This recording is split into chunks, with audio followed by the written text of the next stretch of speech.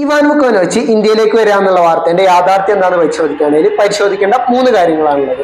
ഒന്നാമത്തെ കാര്യം എന്താണെന്ന് വെച്ചാൽ ഇവാൻ വുക്കോവിച്ചിന് മുമ്പിൽ വന്ന ഓഫറുകളാണ്. രണ്ടാമത്തെ കാര്യം എന്താണെന്ന് വെച്ചാൽ ഈ ന്യൂസ് ആര് പറഞ്ഞു എന്നുള്ളതാണ്. മൂന്നാമത്തെ കാര്യം എന്ന് പറയുന്നത് മാനുവലോ മാർക്കസും ഇന്ത്യൻ ഫുട്ബോൾ ടീമും തമ്മിൽ വേർപിരിയോ എന്നുള്ളതാണ്.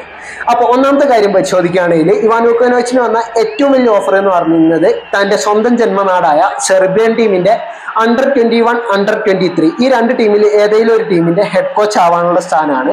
രണ്ടാമത്തെ കാര്യം എന്താണെന്ന് വെച്ചാൽ ISL Mumbai city FC, Chennaiyin FC തുടങ്ങിയ വമ്പൻ ക്ലബുകളിൽ നിന്നും ആശാൻ ഓഫർ ഉണ്ട്. മാത്രമല്ല ഇന്ത്യൻ നാഷണൽ ഫുട്ബോൾ ടീമിലും ഒരവസരം വന്നിട്ടുണ്ട്. അപ്പോൾ ആശാൻ ഏത് സെലക്ട് ചെയ്യും എന്നുള്ളത് വലിയൊരു കൺഫ്യൂഷനാണ്. ഈ മൂന്നാമത്തെ കാര്യം പറഞ്ഞത് ഇന്ത്യൻ നാഷണൽ ടീമിന്റെ പരിശീലകനായി നിയമിതനാവണമെങ്കിൽ മാനുവലോ മാർക്കസ് ഇന്ത്യൻ ഫുട്ബോൾ ടീമിൽ നിന്നും രാജിവെക്കണം, അല്ലെങ്കിൽ മാനുവലോ മാർക്കസിനെ പുറത്താക്കണം.